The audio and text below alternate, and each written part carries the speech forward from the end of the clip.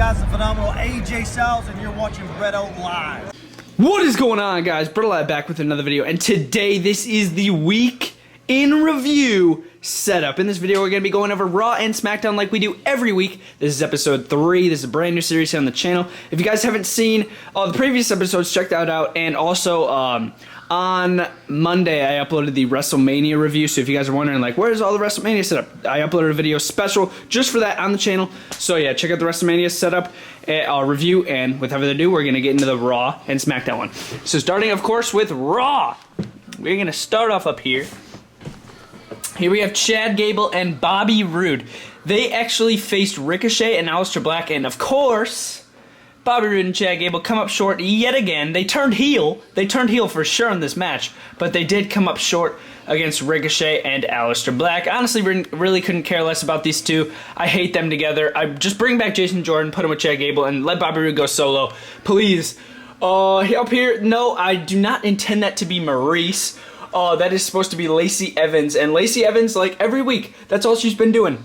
She's just been coming out in, like, a really fashionable dress, just looking good, but this time, Becky Lynch was in the way, and she sucker punched Becky Lynch right in the face, and it ended up in an all-out brawl, but, nobody really got the upper hand here. I just say that Lacey Evans got away before Becky Lynch could do any more harm.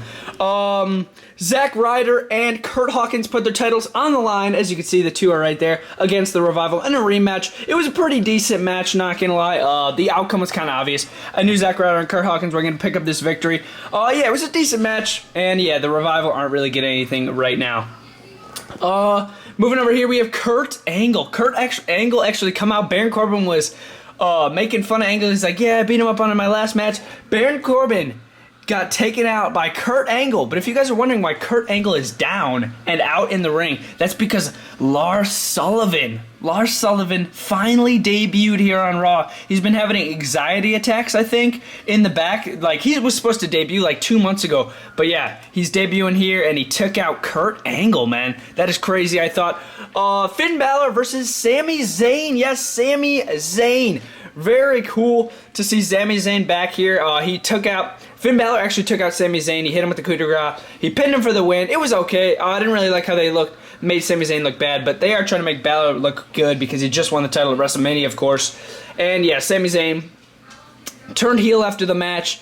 At the beginning, he was acting pretty face. I'm like, oh dang, Sami Zayn's actually going to be a face here? But no, he totally changed that at the end of the match, pulled a promo, and then he turned heel.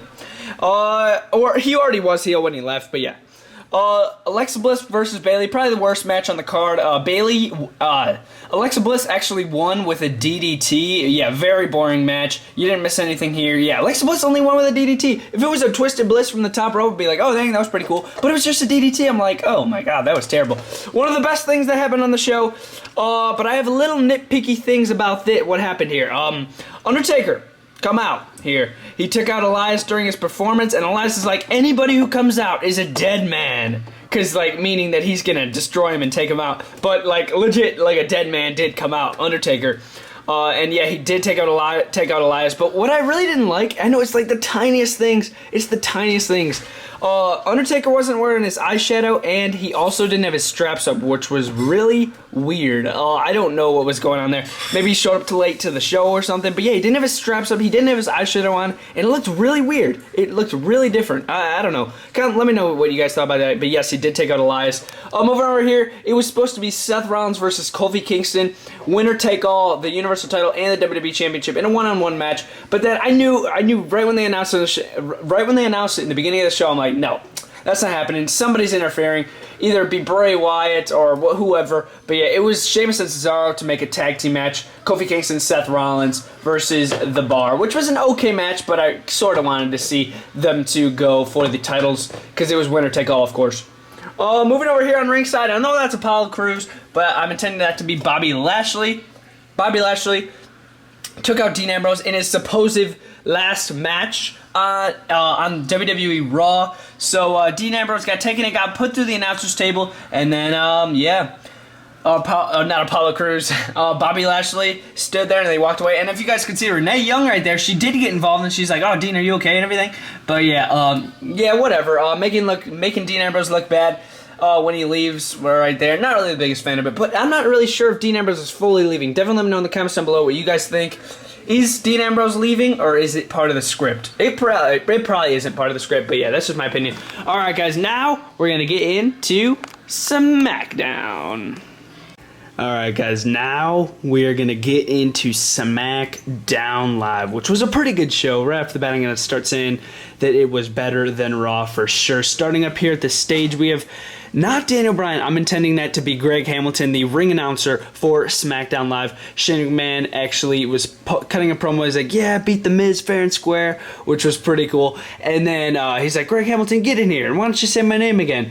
Because he didn't really say it, according to Shane McMahon, good during his entrance. So he's like, say it again. And he just kept on sort of harassing the announcer, which was pretty funny. Yeah, sort of like a comedy act with Shane McMahon there, but yeah, pretty decent.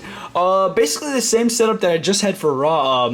That's not intending to be Maurice. That is supposed to be Lacey Evans, and Lacey Evans gave another right hand to Becky Lynch, man. Another right hand, which is crazy, man. Basically the same thing that happened on Raw right there. This is probably the craziest thing. Definitely the highlight of the show. The Jeff and Matt Hardy ended up winning the SmackDown Live Tag Team titles from the freaking Usos. Usos are some of my favorites, but still the Hardys are also some of my favorites. That is absolutely crazy that they picked up the victory right there, man. Good for the Hardy boys, dude. And then what I thought was kind of disappointing is they won the titles. I'm like, oh, yeah, let's go, man. New champs.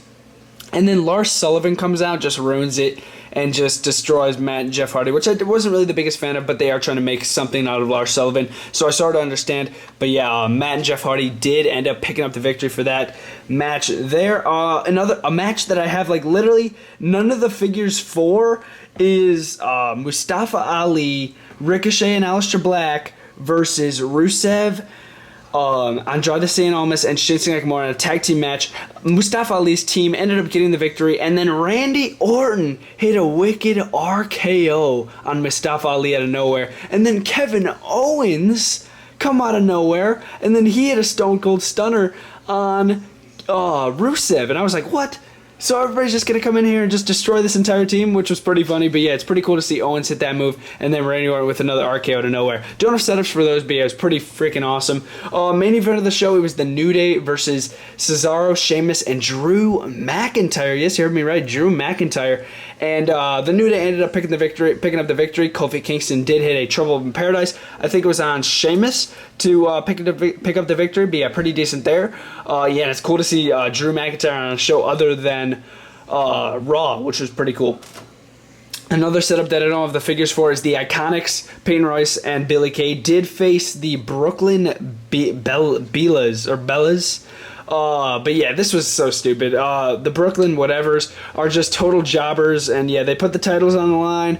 And yeah, obviously Peyton Royce and Billie Kay did pick up the victory there. Not really much there. Moving over here, we do a Braun Strowman. It started off with a promo with R-Truth and Carmella, and then Samoa Joe come out, crashed the party, took out R-Truth, and then it ended with Braun Strowman and Samoa Joe, which was pretty funny because it started off with Carmella and R-Truth, which was pretty funny. And then Braun Strowman went for a running power slam, and he could barely get him up, and then Samoa Joe was able to escape and evade the running power slam. He just ran away from there. But yeah, there's a great show, man. And one really quick thing I want to point out is Paige was backstage, and she said after the Peyton Royce and Billie Kay match that she is going to bring a tag team next week on SmackDown Live, which is going to be very interesting to see what she brings out. But yes, guys, I really hope you guys enjoyed this video. This has been the week in review. If I were to rate Raw this week, I would give it a solid 6.5 out of 10. Wasn't really the biggest fan of the show. Definitely let me know what your ratings are out of 10 in the comments down below. 1 being the worst, 10 being the best. For SmackDown, I would give it a solid 7.5 out of 10. I thought it was pretty good. This was for sure the best thing. A lot of repeating right there. Just also same exact thing happened on Raw.